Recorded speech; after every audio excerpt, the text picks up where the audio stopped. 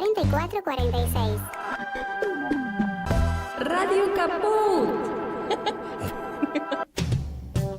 Radiocaput.com. Estás conectado. Estás en Caput. Nosotros, los otros. Un espacio de resistencia contra la discriminación, la xenofobia y la desigualdad. Si las palabras migran su significado, si nos exilian en nuestra propia casa, si la piel rechaza y el color separa, si los dioses discuten sus razones, si los géneros se sacralizan y los sexos no encajan, entonces simplemente seremos otros. Nosotros, los otros. Conducen Larry Levy en Radio Caput. Los falsos positivos, los periodistas asesinados, los desaparecidos, los narcos. El pensamiento filosófico, sociológico o político nunca se detiene. Siempre está en movimiento, aunque a veces no se perciba y pensemos que estamos estancados. La reflexión jurídica legal no escapa a esta lógica argumental, aunque entre sus ejecutores existe una marcada o interesada tendencia a la sacralización de la interpretación de sus textos legales. La referencia apunta a quienes en sus sentencias intentan sentar precedentes, jueces, camaristas y cortesanos. En países como el nuestro, el esquema judicial además funciona con la lógica del poder vitalicio y casi monárquico. Si a eso le sumamos la histórica permeabilidad del aparato de justicia a los mandatos del poder real, los resultados se pueden intuir de antemano. Sacralización, mandato vitalicio y permeabilidad son los ingredientes infaltables de una justicia amañada y de clase. Por suerte, ese movimiento permanente del pensamiento hoy es abordado de manera multidisciplinaria y sobre todo como producto de un devenir político militante que se ha revitalizado en las últimas décadas. La cuestión de la justicia, en mayúscula, justicia, comienza a ser parte irrenunciable del debate público y popular. Ese debate ya no es propiedad exclusiva y excluyente del ámbito académico, sino que se piensa como parte integral del deseo de bienestar general. Sin embargo, aún falta establecer los criterios del debate de cómo acceder de manera igualitaria a la resolución de conflictos entre partes y, ¿por qué no?, bajar los niveles de judicialización de la vida cotidiana. Intentaremos que nuestro invitado de hoy nos despeje algunas dudas.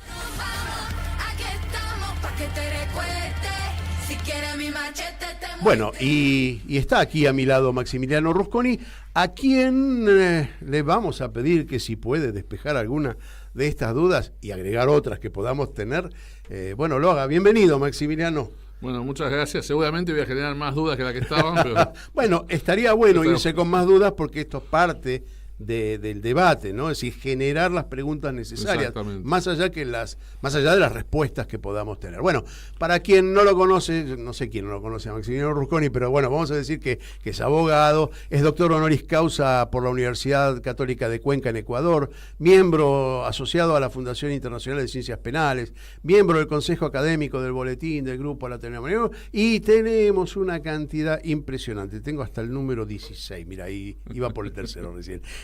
No lo voy a leer todo porque si no se nos va a pasar el programa, pero lo llamé porque lo vi muy entusiasmado publicitando su último libro y primero me encantó el título, la verdad que un acierto, ¿no? El libro se llama La justicia prófuga y hace un ratito mientras estábamos esperando comenzar el programa me dijo, pero tiene un subtítulo aún más y ahí quedó. ¿Cuál es el subtítulo? Ideas para una refundación judicial, ¿no? Con eso queremos subrayar que ya no alcanza con los programas de reforma judicial, no alcanza una reforma judicial. Necesitamos, como decía mi abuelo, una frase que bastante utilizada en la Argentina, que es barajar y dar de nuevo, ¿no? Es decir, necesitamos volver a empezar, sentar las bases de un modelo de justicia que realmente se haga cargo de los requisitos del Estado de Derecho, ¿no? ¿Y vos pensás que hay masa crítica para hacer eso dentro del ámbito judicial? Mira, en Argentina, incluso en los peores momentos, masa crítica siempre uno encuentra, digo, ¿no? Por supuesto, algunos más dispuestos, otros más conservadores, otros con más energía, otros con más ideas, pero muchos con honestidad intelectual, digamos. Hay gente para volver a empezar, ¿no? ¿Y de qué otras disciplinas incorporarías a ese debate? Porque supongo que no está cerrado ese debate, ¿no? No. Bueno, yo lo que digo es que este libro, yo tengo que hacer unos 20 y pico de libros dirigidos a juristas, ¿no? Y los últimos dos, creo que los últimos dos, no sé si son los últimos. Este es el último, pero el anterior, no sé si es el anteúltimo, pero no están dirigidos a juristas, porque me parece que el problema de la justicia, como decías vos en mayúscula, no es un problema de los juristas, digamos, es un problema de los pibes, del futuro, de nuestras agendas de futuro, digamos, de lo que dejamos a los que nos van a seguir en esta historia, ¿no? Y me parece que la construcción de esa justicia prófuga justamente ha tenido que ver con echar a otras disciplinas, ¿no? Es decir, alguien nos convenció a los abogados que somos buenísimos en todo y somos un desastre en la mayor parte de las cosas. Por ejemplo, nos convencieron de que podemos reconstruir hechos del pasado y no tenemos herramientas. Por ejemplo, cuando decimos que los fiscales investigan mal, no es culpa de los fiscales, es culpa de que lo convencieron de que un abogado sabe investigar, y en la Facultad de Derecho, que me desmienta alguien, no recibimos ni un minuto de capacitación acerca de cómo reconstruir un hecho histórico. Y uno dice, bueno, ¿qué otras disciplinas? Un montón pueden reconstruir hechos históricos. La historia, la filosofía, la antropología, la estadística, y sigo, la sociología, la psicología. Bueno, esas, por ejemplo, ese listadito pequeño, ya son disciplinas que la comunicación social, que hay que convocar la organización, la ciencia de la organización. Los sistemas judiciales están organizados de un modo espantoso, que no respeta ninguna regla lógica. Entonces, todas esas disciplinas hay que convocarlas, por supuesto los abogados también. Pero para una transformación te diría que la palabra de los abogados es quizá la menos importante, ¿no? ¿Pensás que hay una exageración, una sobreactuación de la justicia en todos los ámbitos de la vida? Digamos, ¿está todo muy judicializado? Mira, atravesamos un momento, cuando digo que es necesario una refundación judicial, es porque ya no se puede estar peor casi, digamos, siempre se puede estar un poquito peor, pero estamos cerca del límite, ¿no? Tenemos una justicia con gran incapacidad de obtener la verdad, una justicia que ha sido cómplice por omisión o acción de las dictaduras. Es llamativo, digamos, en Argentina un viernes había una dictadura y el lunes no iba ningún legislador a trabajar y nadie del Poder Ejecutivo. Pero los jueces iban todos a trabajar, ¿eh? Se compraban las medialunas en la panadería de enfrente y todos iban a tomar mate y comer medialuna el lunes. Y nadie cuestionó en ningún momento. Nadie cuestionó nada y seguían. Y la pregunta es, ¿qué querés que hiciera? Yo vivía de eso. Y los legisladores no vivían de eso. Y el subsecretario o la secretaria del subsecretario no vivía de ese sueldo. ¿Qué hubiera pasado en Argentina si ese lunes ningún juez hubiera ido a su función, teniendo en cuenta que el Estado de Derecho estaba destruido, ¿no? Tenemos una justicia que ha rechazado permanentemente la relación comunitaria, digamos, con un lenguaje que ni siquiera es castellano, digamos. Bueno, esa es otra de las reformas requeridas urgentes, claro, que cualquiera puede entender lo que dice un escrito judicial. Y no se entiende. No se entiende, pero no solo, sino que hay como un orgullo en el lenguaje forense. Fíjate que le ponen un título, digamos, como si fuera un dialecto, digamos. Lenguaje forense significa que no. Bueno, los médicos hacen lo mismo, vamos a reconocer. Sí, además escriben es difícil. Escriben peor. Pero en el lenguaje forense no se conjuga bien un verbo ni de casualidad. Pero bueno, más allá de lo escrito, hay un accionar cotidiano que a veces parece alejado de la lógica. No digo que todo lo que es lógico pueda ser justo, pero digamos, tiene algún asidero en la realidad, en el relato judicial o jurídico, interpretar las cosas de la manera que la interpreta la gente. No, claro. Bueno, por eso Una de las cosas que en el último tiempo, más allá que son utilizadas en algunos momentos políticos muy particulares, pero cuando hablamos del juicio por jurado, más allá que nuestra Constitución dice 3 veces que tiene que haber juicio por jurados, sí. Y nunca le hemos dado bolilla a eso. Pero para. Ahí lo decís con una liviandad, ¿no? Sí. Que es la que adopta la gente de la justicia. Sí. Lo dice la Constitución, pero nadie le da No, bola. pues. Y lo decimos con absoluta liviandad. No, Nadie levanta el grito de decir, o cumplimos con la Constitución, o también el acusado está exceptuado de cumplir con la Constitución Pero, claro, y del delito que pueda haber cometido. Yo lo describo así porque hemos convivido con eso y hemos perdido capacidad de asombro, pero me parece que es sumamente grave, ¿no? Es más, hemos desarrollado argumentos para no cumplir con un mandato que es el único mandato en la Constitución donde el constituyente se encaprichó, lo dijo 3 veces, es ese. Digamos, no hay ningún otro mandato. Y ojo, conozco muchos juristas, a ver, que están en contra del juicio por Sí. jurado y gente que es, podríamos decir, de nuestro lado, del lado Sí. nacional y popular, de la mirada nacional y popular, y que están en contra de eso. Bueno, lo lamento por ellos, porque la mirada del jurado tiene la ventaja de que los conflictos sean leídos por el lechero, el almacenero, el empleado de un cajero del supermercado, por gente que desarrolla la vida cotidiana, ¿no? Y no por sujetos que hace 40 años han crecido o han ejercido su función entre terciopelos colorados y crucifijos y bueno. Ese alejamiento de la realidad es uno de los grandes problemas. El jurado significa un acercamiento a la realidad. Y para quien crea que el juicio por jurados es más punitivista que los jueces técnicos, eso es falso. Ahí te iba a hacer una pregunta. La justicia derivada digamos, de la justicia romana es poco elástica en la interpretación de lo escrito, ¿no? O está muy limitada a lo escrito, a interpretar lo escrito. Dicen que la sajona, la justicia sajona, a ver, puede ser culpable y el juez determinar que, bueno, un solo día de cárcel, digo. Cometió algún delito que nuestra justicia lleva 2 años de cárcel, pero bueno, el juez está legitimado para decir no, va a ir un solo día, a pesar del que el jurado pueda decir que es culpable. ¿Hay algo de eso en el argumento para negarse? ¿Es muy estricto o muy determinante la pena? Primero lo que hay que decir es, cuando uno se opone al juicio por jurados, ha ofrecido una justicia muy digna hasta ahora. La justicia profesional es una justicia rápida, eficiente, maravillosa, comprometida. No, es un espanto. Lo que tenemos es un gran espanto, digamos. Con lo cual, esto tiene que bajar los decibeles a la hora de oponerse a una transformación que encima está indicada en la Constitución.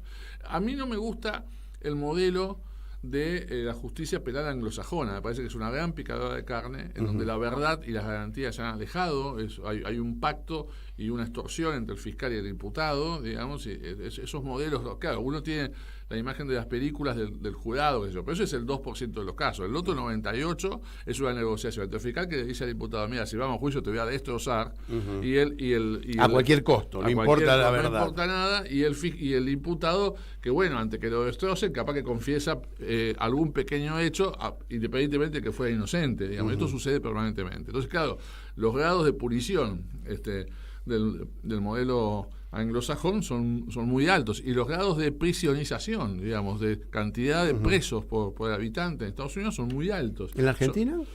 No, en Argentina es relevante y está aumentando, pero es todavía menor que lo que pasa en los modelos anglosajones, ¿no?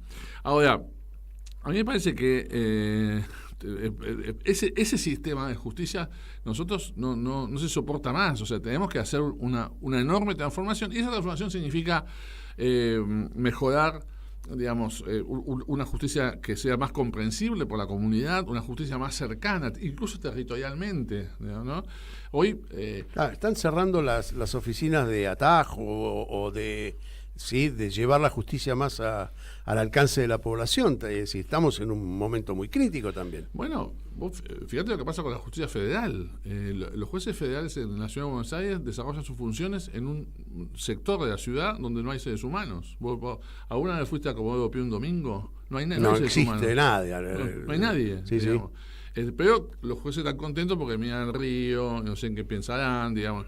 ¿Y eso qué sucede? Esa retracción de la justicia hacia sectores donde la comunidad no vive, deja esos espacios, que son los barrios donde vive la gente, al dominio exclusivo de la instancia policial. Y eso es complicado. Y la instancia policial sabe muy bien, digamos... ¿Dónde puede intervenir? ¿Dónde puede intervenir, ocupar? O sea, no hay que... Bueno, heredamos subestimar. una policía que quedó militarizada en la época de la dictadura, ¿no? No, claro, sí, tenemos una Con instancia atributos policial, que... en cuanto a ver, nosotros tenemos una instancia policial que tiene el control comunitario absoluto, sin ningún tipo de control paralelo sobre su actuación. En el momento que actúa, mira, hay una fórmula de un especialista americano en corrupción que se llama Klitgard. Y Klitgard dice, mire, la C de corrupción es igual, o sea, para detectar corrupción, eso es igual a monopolio en el ejercicio de una función, Sí. más D de discreción, ejercicio discrecional, menos C chiquita que es control. Entonces, si usted quiere buscar corrupción, busque en los lugares donde hay ejercicio del poder monopólico, discreción y falta de control. ¿Cómo sería un poder no monopólico en última instancia? No, bueno, ahí justamente que los fiscales y los jueces no estén mirando el río, sino que estén donde vive la gente. La gente vive en la ciudad de Buenos Aires, por ejemplo, ¿no? Sí, sí, en Flores, claro. Floresta, Caballito, Belgrano, ahí vive la gente. Bueno, ahí tienen que estar los jueces controlando también la actuación policial. Uh-huh. ¿La justicia es de los poderosos? ¿Está redactada por los poderosos, para los poderosos? Mira, hay algunos, digamos, yo tengo ahí algunos debates o unas discusiones o percepciones distintas, incluso con juristas que uno puede llamar entre comillas progresistas. Un ejemplo es Gargarella, ¿no? Roberto Gargarella. Yo creo que el concepto de progresista, coincido con vos, que lo veníamos charlando, es poco lo que define, ¿no? sobre la actitud ante los conflictos comunitarios, ¿no? Uh-huh. Pero muchas veces se repite la idea de que la justicia es un poder contramayoritario, que tiene que ser contramayoritario, ¿no? Algo que a mí siempre me llama la atención, porque claro, en América Latina las mayorías son los pobres, los subordinados, los vulnerables, los perseguidos, y las minorías son las poderosas, las que le va fenómeno. Con lo cual, al decir que el Poder Judicial cumple un rol contramayoritario, es a favor de las minorías y en contra de las mayorías. Una cosa un poco rara. Bastante reñida con... Esta explicación, este formato, no tiene origen europeo. Esto lo describe muy bien Foucault. Tiene origen anglosajón, justamente. ¿Por qué? Porque cuando se produce ese ida y vuelta entre el mundo anglosajón y el mundo de Europa continental en el comienzo del siglo XVIII, ahí aparece, hacia fines del siglo XVIII, mejor dicho, en Estados Unidos dice, ojo con lo que está pasando en Francia, que esto de la burguesía, que tomó el Parlamento, la Asamblea, con lo cual hay que tener cuidado porque ese movimiento popular va a ir contra la propiedad de los ricos, de nosotros. Entonces tenemos que tener un poder que sea contramayoritario, que limite las mayorías. Bueno, ese es el ADN del Poder Judicial. Eso es lo que hay que cambiar. Digamos. Al contrario, el Poder Judicial, el eje que tiene una república es proteger al vulnerable frente al ejercicio del poder. Entonces estás proponiendo cambiar todo el plexo jurídico. Pero claro, tenemos que no empezar solamente la estructura ni la forma en que se ejerce, sino el contenido. Sin ninguna duda. ¿Y cuáles serían las bases de ese contenido? Mirá, yo creo que hay reformas para hacer a nivel legislativo, reformas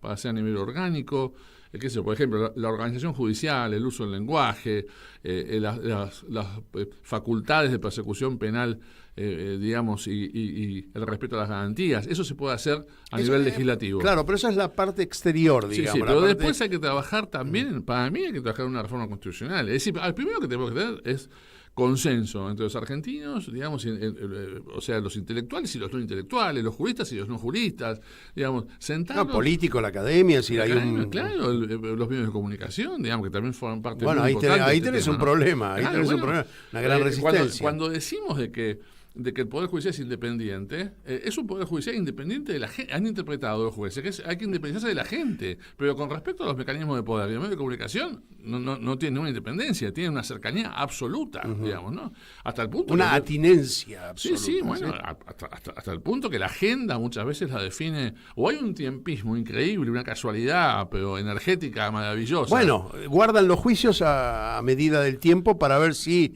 es a Cristina o se lo hacen a Bausili, si van determinando políticamente la conveniencia o no. Sí, y hay pactos entre un sector del Poder Judicial y un sector de la vida política argentina, que esto lo hemos vivido. ¿Y cómo lo rompes ese pacto? Está bien lo que estás diciendo. Todo el mundo sabe que hoy Macri tiene una ascendencia importante en el Poder Judicial. ¿Y cómo rompes eso? Eligiendo bien los jueces y fiscales también. Ese es un tema. Mira, en la década del 80, cuando estábamos Julio Mayer, Baigún, Zaffaroni y todo un conjunto de gente que me ha formado en gran medida a mí, teníamos alguna soberbia y nos decían en ese momento, quienes se oponían a la reforma, nos decían, no, el problema es la gente, hay que elegir buenos funcionarios y con eso alcanza. Nosotros decíamos, no, hay que montar un sistema que incluso con malos funcionarios funcione. Bueno, hoy hay que hacer la reforma, pero también hay que volver a discutir los criterios de selección. Cuando uno designa un funcionario por sus méritos, designa una persona que no le debe su cargo a nadie, que es independiente. Y al ser independiente es independiente de los factores de poder, es independiente de los medios de comunicación. El funcionario que cree mezquinamente que ese juez que él influyó para que lo designen le va a generar un agradecimiento eterno, es un gran mezquino y lo que hace es cometer un gran error. Yo creo que tenemos, por ejemplo, el rol del Consejo de la Magistratura, hay que redefinirlo. Los criterios de selección son espantosos. Hemos designado malos, digamos, es más, yo puedo decir de que en épocas en donde el ministro de Justicia a dedo designaba jueces y fiscales, a veces esas elecciones eran mejores, y yo no estoy defendiendo eso, pero eran mejores que lo que sucede hoy en día con la intervención del Consejo de la Magistratura, ¿no? De los consejos, ¿no? Que es un atributo hoy de el cortesano mayor. Claro, además, bueno, eso es otra cosa que hay que modificar, digamos. No es la autoexculpación de todo. Es claro. Bueno, totalmente. Y yo te preguntaba si había materia o masa crítica para hacerlo. Dentro del ámbito de tus colegas, de tus pares, ¿notas este descontento? Y puede haber una luz que diga, bueno, ¿sabes qué? No pensamos lo mismo, pero nos tenemos que reunir nosotros también. Mirá, y yo eso no sé si lo veo. Es interesante lo que decís, pero yo casi que te invitaría, no digamos nada, que sea sorpresa, yo hago una reunión plurideológica, digamos, de colegas y ponemos una cámara oculta. Y vamos a ver si alguien se me anima a discutir este diagnóstico. Este diagnóstico lo comparten todos. Es probable, el problema es que... Claro, lo que sucede es que hay, digamos, dos cosas.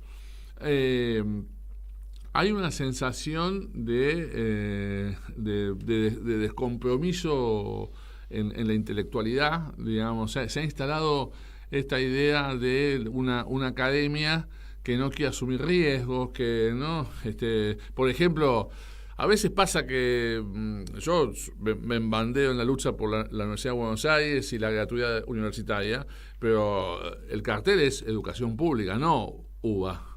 Digamos, y a veces hay una tendencia a pelear solo por el pedacito, por mi maceta. Por la quintita, sí, por la quintita. Sí. Ni siquiera una quinta, una maceta.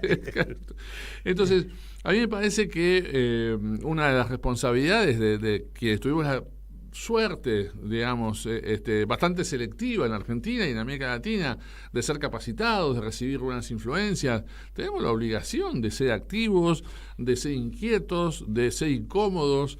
Ese es el error que los toca. Yo te sigo hace muchos años y bueno, por supuesto que te estoy invitando porque sé que sos parte activa de eso, pero hay gente que se cansó seguramente de insistir y que no pase nada. Es decir, ni siquiera entre los propios, ¿no? Es decir, digo, vos mirás a tus colegas, coincidís en la charla de café y cuando lo vas a invitar a, bueno, vamos a poner un poquito de intelecto acá, juntémonos, no puedo. Que bueno, son flojitos, viejo. Y bueno, no digo, pero ocurre. Yo creo que vos pero a ver, lo percibís. El cansancio no es una excusa que podamos tener cuando estamos definiendo el futuro a nuestros hijos y nietos, digamos. O sea, no hay que cansarse.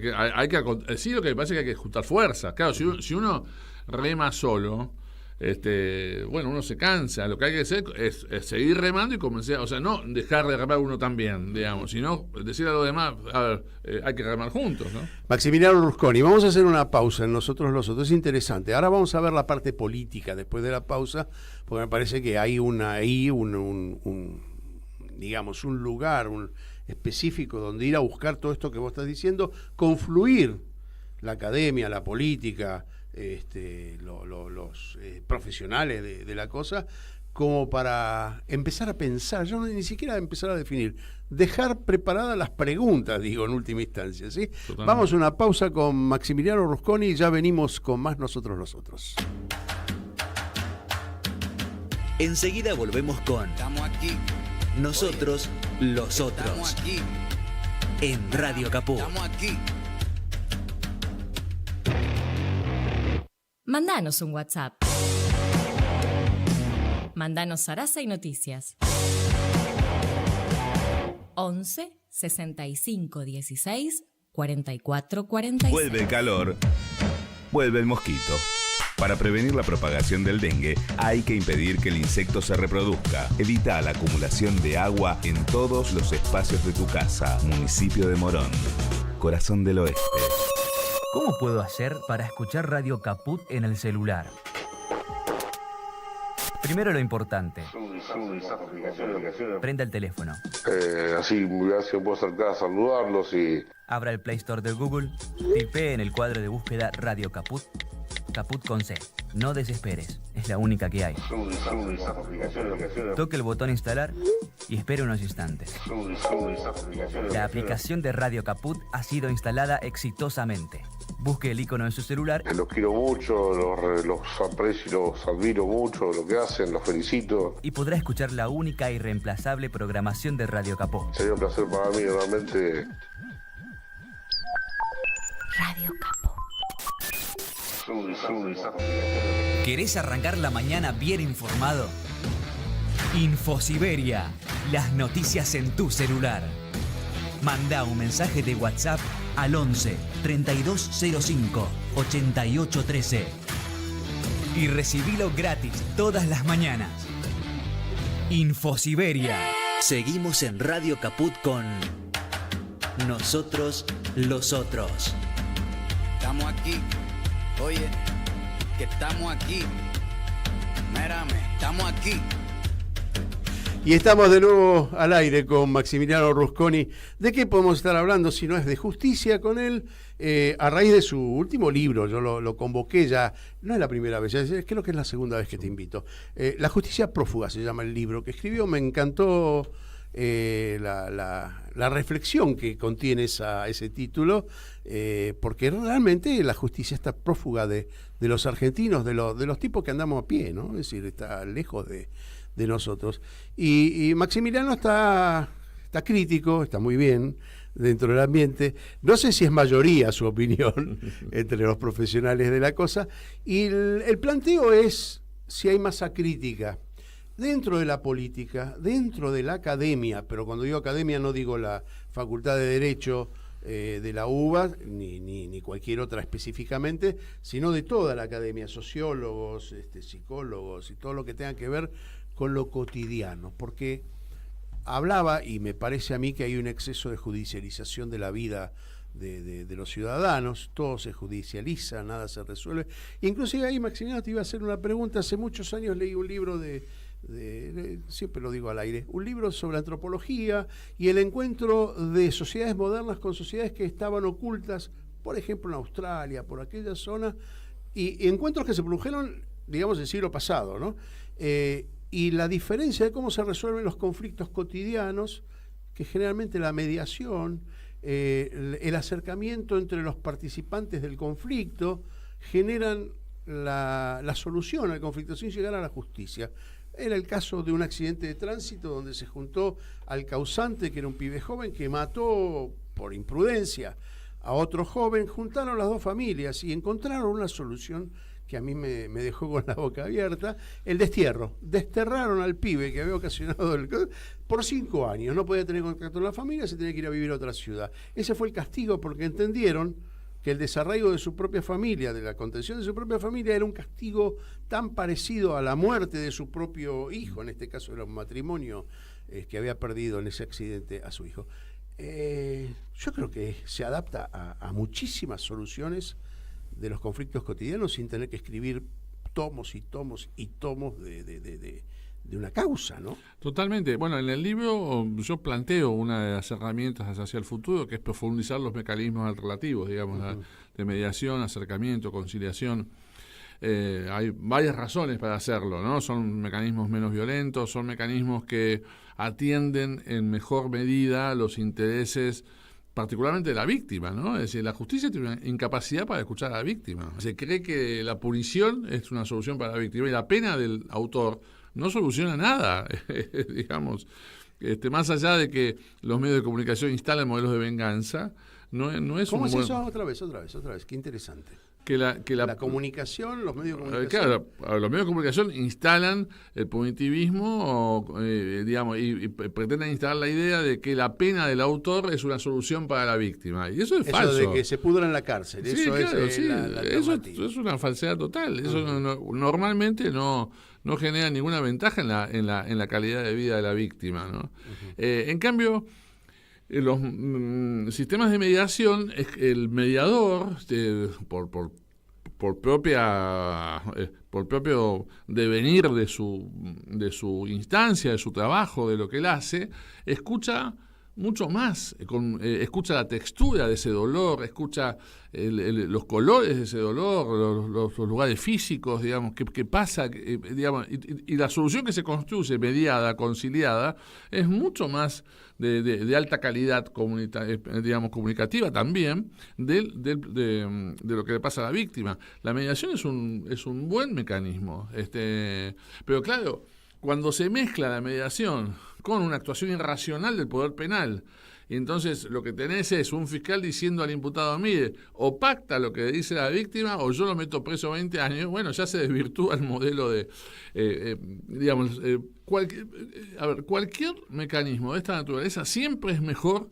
que el alejamiento del conflicto social que tienen los jueces y fiscales, ¿no? Es decir, hay jueces y fiscales que intervienen en casos en donde casi nunca conocen o muy pocas veces conocen al autor y a la víctima del hecho, o el entorno familiar de uno y otro. Digamos, ¿cómo puede resolver conflictos de ese modo? Conocí un abogado que decía que hay que llevarse muy bien con los jueces, saludarlos en los pasillos, para lograr que te escuchen, que tus pedidos sean aceptados. O sea, la víctima no tiene ninguna posibilidad de ser escuchada realmente y el imputado menos que menos, ¿no? Maxi, todo esto que estamos contando, que estamos tratando de dilucidar, nos lleva también a una situación que, así por decantación, se cae de maduro.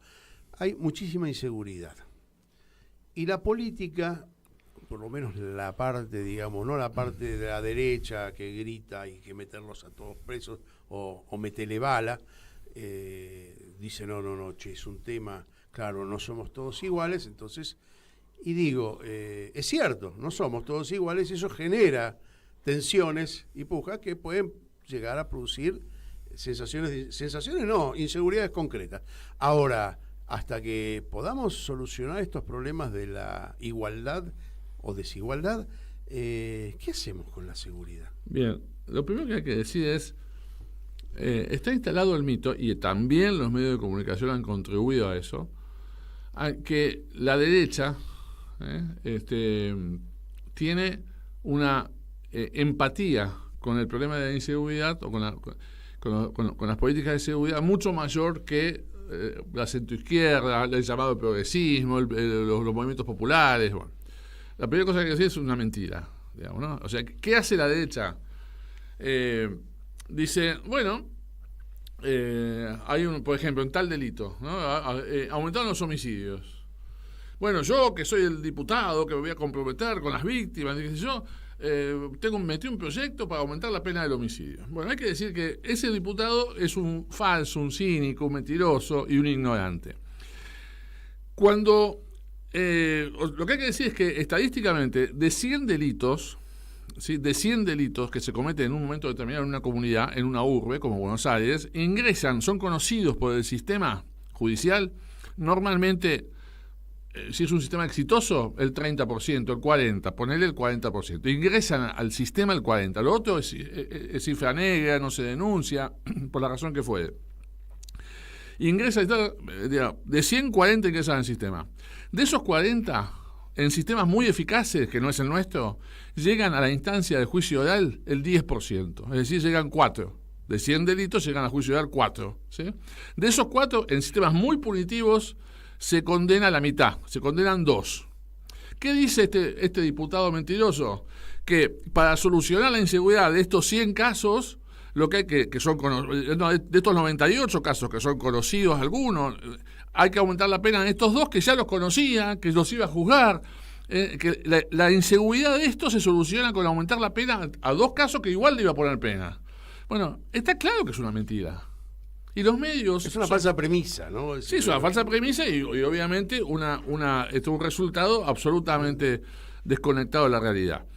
Entonces, ¿quién puede imaginar que porque yo a este tipo, que ya lo encontré culpable, que le iba a poner 10 años, ahora le voy a poner 12... Y entonces eso va eso implica que los otros 98 lo van a cometer delito. Bueno, eso está claro que es una mentira. Entonces, ¿qué tenemos que hacer nosotros, los que no somos mentirosos? Decirle a la comunidad, mire, el problema no está acá. El aumento de pena es gratuito, no significa que ningún compromiso con la realidad. Con la realidad, quedó bien, gratis, digamos, La Nación Más me levanta, digamos, aparezco Propaganda ahí. política. Propaganda política.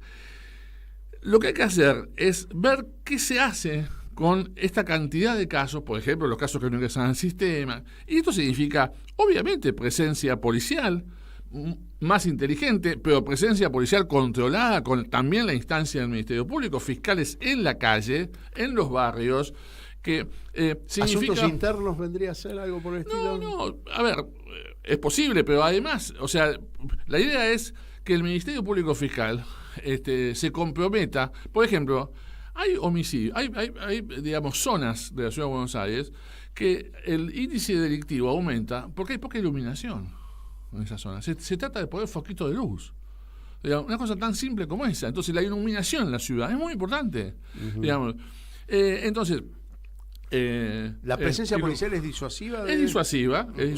Bueno, entonces, obviamente, digamos, pero una presencia policial controlada también. Te hago una pregunta. En algunos países existe la colaboración de la ciudadanía. Esto lo digo y me hago cargo de lo que digo porque es conflictivo y es para la discusión, pero la participación popular en la vigilancia cotidiana. Lo he visto en Europa, en varios lugares, donde los ciudadanos se turnan, me tocará una vez cada 15 días, una vez por mes, patrullar junto con la policía. No portan armas, no portan nada, conocen los lugares, porque lo importante de eso es, conocen los lugares que son críticos, ¿sí? Y van acompañados, por supuesto, en una camioneta policial con un policía armado. En situación de emergencia yo creo que eso es útil.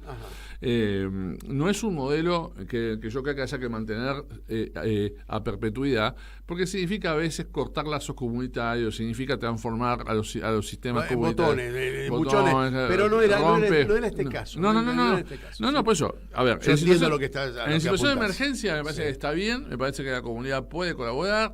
Por supuesto, hay que hacerlo con cuidado, de modo muy facilitado, digamos, que que el Estado, que se generen esas redes comunitarias no significa que el Estado se descompromete, sino por supuesto. Contención, capacitación, folletos, es decir, mire, señor, cuando pase esto, usted haga tal cosa, educar para la seguridad también.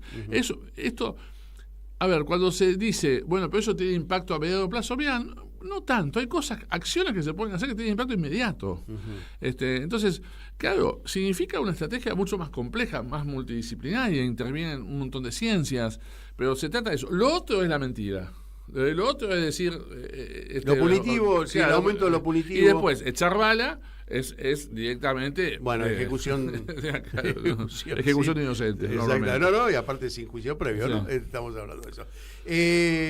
¿Crees que se puede discutir todo esto en el ámbito político? ¿Hay gente que se opone a tener una mirada más amplia de los procesos judiciales, de seguridad? Porque entiendo que está todo relacionado, no es una cosa distanciada o estanca cada uno de esos. ¿Pensás que hay posibilidad de desarrollar un pensamiento entre la academia, lo político, los entes intermedios? Porque esto es algo que venimos hablando, ¿no? La democracia representativa, pero la participativa queda a un lado, y eso me parece que los organismos no gubernamentales son esenciales, las sociedades intermedias son esenciales en este contacto comunitario. Me parece, yo creo que sí hay digamos, materia humana, digamos, para generar estas discusiones, estos planteos, y además lo que tenemos que advertir entre todos es que no hay instancia cuyo daño sea mayor en la destrucción, en desvirtuar su rol comunitario, que el sistema judicial, digamos. O sea, a ver, puede haber una sensación comunitaria de crítica por legislativa, por ejecutivo, y eso forma parte de los vaivenes políticos. Ahora, cuando la desilusión comunitaria es respecto del sistema judicial, el daño y lo que genera en cuanto a destrucción moral es enorme, ¿no? Y ahí vamos a agregar algo que estamos hablando por el costado, pero que es importante. La policía, ¿no? El organismo policial se ha convertido casi autónomo. Es decir, tiene autonomía de movimiento, autonomía, digo, de juzgar, de detener, de hacer lo que se le canta, sentirse dueños de la calle. ¿Cómo hacemos para...? Y aparte es que están sumamente penetradas por la corrupción, por los narcos. ¿Cómo hacemos para...? Bueno, es que lo que pasa que es muy... es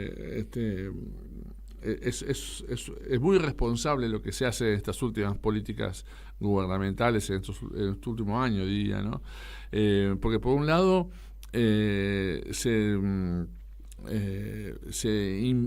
invita a los agentes policiales a multiplicar sus niveles de violencia, digamos, ¿no? Se genera, porque hay que reconocer que los miembros de las fuerzas policiales normalmente son del mismo extracto social que las personas que persiguen, digamos, ¿no? Entonces se genera una ruptura ahí en las capas vulnerables, que son muy dramáticas, muy dramáticas. A veces da resultado el poder, ¿eh? Sí, bueno, pero... Da resultado. Claro, bueno, a ver, esto da resultado en la división inmediata, digamos, pero genera una destrucción comunitaria que en algún momento explota. Entonces, yo creo que a la policía hay que jerarquizarla, hay que educarla, tiene que estar muy claro los planes de política criminal, los objetivos político-criminales. Yo no soy un experto en seguridad, quiero subrayarlo, pero lo que no puede pasar es que la agencia policial...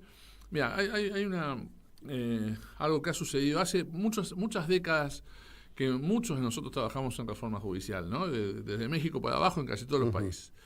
Y hubo una reunión en Santiago de Chile, creo que en los comienzos de este siglo, 2010, una cosa así, en donde nos juntábamos como para decir qué buenos que somos, los resultados que hicimos, ¿no? O sea, el abrazo, amenaza y beso, ¿no? Y yo ahí dije, miren, ojo, porque nosotros hemos trabajado en la reforma judicial, a veces con éxito, pero justo en las dos etapas más dramáticas del caso penal, que es una en el comienzo y otra al final, que es la instancia policial y la instancia penitenciaria, no hemos hecho casi nada. Te iba a preguntar, la instancia penitenciaria. No hemos hecho casi nada. Digamos, los modelos penitenciarios y policiales son los mismos de la dictadura. Bueno, eso hay que cambiarlo ya. Tenemos que tener un plan de transformación que incluya esas dos instancias, ¿no? ¿Y quiénes la tienen que llevar a cabo? La política, porque en última instancia quienes quedan bajo la responsabilidad de ponerlas, de implementarlas, es la política tiene que tener la humildad y la abertura y el compromiso de convocar a las ideas, al pensamiento, ¿no? ¿Te das cuenta que estás diciendo algo que hoy suena utópico? Sí, bueno, pero es que lo que a veces es utópico es indispensable también. Entonces, hoy necesitamos trabajar, convocar ideas. Lo que no puede pasar ni una vez más, no tenemos más tiempo ya. Si el pensamiento demócrata, socialmente comprometido, nacional y popular, vuelve a tener el poder, no podemos pifiarle. No nos quedan muchas alternativas, tenemos que hacer las cosas bien. Hay algo de lo que estás hablando, podemos atribuirlo a un movimiento internacional. Uno ve que la derechización es muy fuerte a nivel internacional. Hace 2 días hubo elecciones en Estados Unidos, ganó Trump. En Europa hay una derechización absoluta. Digo, ¿hay cosas que se repiten también en el ámbito jurídico? Sí, yo creo que así como es cierto lo que decís vos, de que hay una derechización, digamos, muy compleja y hay un populismo de derecha muy grave en todo el mundo, también el pensamiento, la resistencia a esos movimientos tiene que ser globalizada, ¿no? Uh-huh. Sí, totalmente. Y la solución por ahí, ¿hay algún modelo de justicia que a vos te atrape, te seduzca? Mira, algún país que vos digas, mira, ahí hay modelos, están haciendo cosas interesantes. Hay cosas buenas en varios países del mundo, pero una cosa que ha sucedido en los últimos años es que los ejes de reforma han estado influidos por agencias internacionales de cooperación, ¿no? Uh-huh. Por ejemplo, AID, la Agencia Internacional para el Desarrollo de Estados Unidos. Bueno, yo diría, a partir de ahora tenemos que tener la madurez suficiente para desarrollar una agenda propia, pensada, y creo que cada región tiene que hacer lo mismo, ¿no? Nosotros somos países pluriculturales, con pueblos originarios, con dificultades socioeconómicas, con que hay que defender, digamos que tenemos que defender las fuentes y recursos naturales.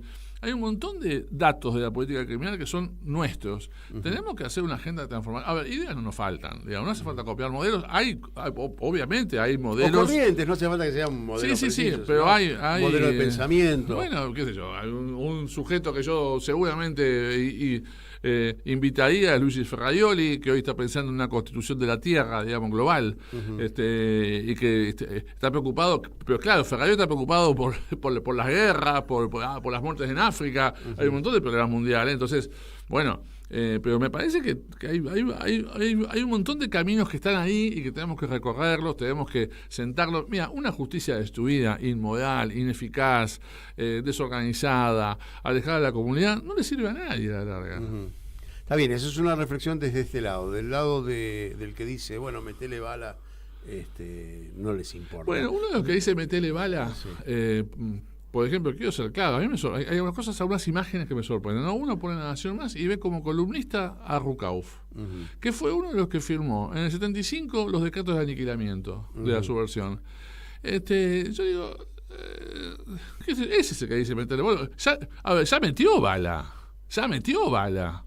¿No? Mientras vos nombraste a un político, a mí se me ocurrió otro, Asranian, por ejemplo, que intentó levantar la policía de la provincia, la número 2. Sí. Y se la boicotearon por todos lados. Sí, bueno, yo no conozco, yo no fui parte de su gestión en provincia, pero sé que hizo cosas muy interesantes uh-huh. en esa época. Pero bueno, tenemos que experiencias fracasadas hay, aún bien intencionadas, hay un montón en Argentina, en varias provincias. A ver, lo que tenemos que ahora no tenemos más tiempo que perder y necesitamos hacer una transformación importante, digamos, de cada experiencia podemos aprender las cosas que hay que rescatar y también los errores que se cometieron. También, seguramente, el mismo Arlanian reconocería que hay cosas que hubiera hecho mejor. Uh-huh. Bueno, digamos, hay que convocarlo también. Dentro de tu ámbito, ¿quiénes pensás que pueden tener una buena, no solo predisposición, sino un buen aporte, digamos? Gente que a lo mejor está estudiando lo mismo que vos, que está enrolado en encontrar soluciones de este tipo, que a lo mejor tiene disidencias contigo, pero bueno, se supone que planteamos más preguntas que respuestas, lo dijimos al principio. Mira, sin hacer nombres particulares, yo creo que hay que aprender más de las experiencias provinciales. Por ejemplo, hay cosas que se hicieron muy bien sobre el Ministerio Público en algunas provincias, cosas que se hicieron muy bien en la policía, cosas que se hicieron muy bien digamos, en algunas provincias. En algunas provincias se hicieron también experiencias muy interesantes con el tema de mediación, con el juicio por juzgados.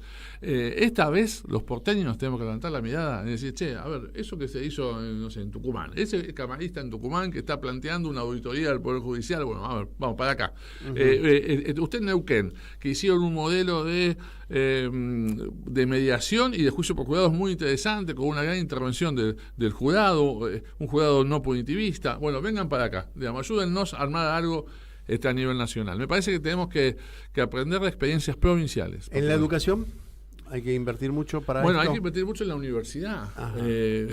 Justo. No, yo me refería inclusive a la niñez. Está bien, sí, claro. Bueno, a ver, cuando yo era chico, digo, a ver, para decir tonterías uno puede tirar ideas. Pues yo me acuerdo cuando la policía de la ciudad tenía la manga blanca y mi vieja me decía, che, si tenés algún problema, el cana.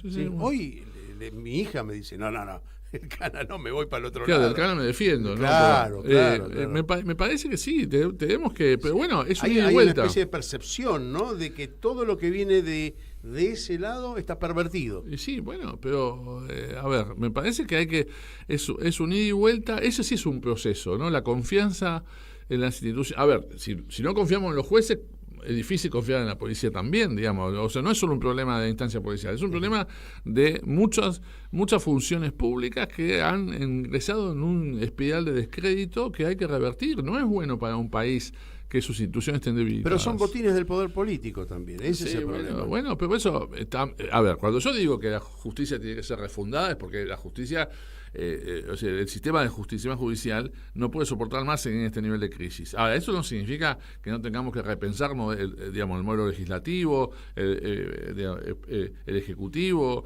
ver si no tenemos que ir a un modelo más parlamentario, o sea, lo que pasa es que excede mi capacidad de análisis, digamos. Yo, o sea, apenas puedo decir algo sobre el modelo judicial, ¿no? Bueno, ¿qué más contás en la justicia? ¿Qué vamos a encontrar en la justicia prófuga, en tu libro? Mira, una invitación al no jurista particularmente, aunque el jurista también puede tener argumentos, puede ver, puede participar, pero una invitación a hacernos cargo del problema, digamos, ¿no? Una invitación a hacernos cargo del problema y a darnos cuenta de que no podemos esperar más, no podemos tener una mirada pasiva sobre este fenómeno. Tenemos un tema de justicia que no cumple ninguna de sus funciones, ni recupera la verdad, a ver, uno se pregunta, hay 5, 6, 10 veces en los últimos 100 años que los argentinos necesitábamos una respuesta del Poder Judicial importante en un caso trascendente y queríamos saber cuál era la reconstrucción verídica de lo que pasó. ¿Cuántas veces tuvimos esa respuesta, esa reconstrucción? Nunca. Yo diría, ni una vez. No sé, bueno, vos sos optimista. Yo creo que ni una vez. Entonces, bueno, si ni siquiera hemos reconstruido la verdad, hemos violado garantías, hemos negociado con partícipes de delitos supuestamente su libertad o prisión preventiva para que dé información que perjudique a algún político. Hemos sido selectivos en la persecución penal. No nos ha importado los derechos humanos, las garantías constitucionales. Bueno. Me quedo con algo que lo charlaremos la próxima vez para evaluar lo que hablamos hoy y a ver si tuvo alguna correspondencia con la realidad, que son los sistemas de inteligencia, lo digo entre comillas, los sistemas de inteligencia hacia adentro, ¿no? Que también es una aberración totalmente grave, fomentada por el Estado y callada por la justicia, sí, que se ha valido de un montón de información de los servicios de seguridad para procesar a la gente. Han generado información fraudulenta en el origen desde muchos lugares, pero además, fíjate un segundito más nada más. Sí, dale. Algo tan sencillo como asignar mediante el azar al juez que le toca el caso. Uh-huh. Bueno, hoy nadie, o cuando uno dice no, porque el sorteo que hace que le toque a Bonadío hace unos años, es un sorteo, y la gente se ríe, pero se ríen los jueces. Entonces, ni siquiera la adjudicación del juez natural ha sido legítima o creíble. Entonces, o transparente, sí. Transparente. Bueno, en fin, este es el nivel que estamos. 30 segundos para un último mensaje, dale. No, me parece que el último mensaje sería, encaremos una transformación en serio, una refundación del Poder Judicial. Maximiliano Rusconi. No soy yo el único optimista, vos también lo sos, porque si no lo estarías tirando. Como decía un amigo mío, yo soy un pesimista teórico y un optimista práctico. Exactamente. Bueno, muchas gracias por haber venido aquí a nosotros en Radio Caput. Para mí es aprender a preguntar, porque en realidad lo que tenemos que aprender a preguntar también los periodistas, lo que tenemos que hacer los periodistas es aprender a preguntar a quien sabe del tema y no siempre recibir una respuesta, sino recibir otra pregunta, claro, con sentido lógico, ¿no? Con sentido común, aunque no es el mejor de los sentidos.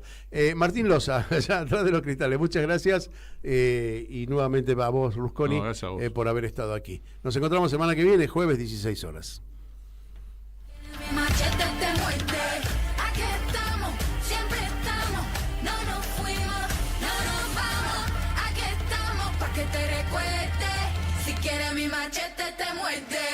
Hasta aquí, nosotros, los otros de hoy. En la guerrilla, los hijos del conflicto, las pandillas, las listas negras, los falsos positivos, los periodistas asesinados, los desaparecidos, los narcogobiernos. En Caput pasan cosas. Yo no quiero llamar periodistas a los sirvientes. No quiero llamar periodistas a los que cobran para destruirnos. Estos que se dicen periodistas y que dicen la verdad pero a medias, hay que ponerles otro nombre. Yo hablo de los verdaderos periodistas. Hay cantidad de radios como esta que se juegan, que les cuesta, que es un esfuerzo enorme, pero que siguen estando en el aire. Me parece que eso es lo que hay que reivindicar. Radio Caput. Yo hablo de los verdaderos periodistas. Esas cosas. Manda un mensaje de WhatsApp al 11 3205 8813. Infosiberia. Las noticias en tu celular. Manda un mensaje de WhatsApp y recibilo gratis todas las mañanas.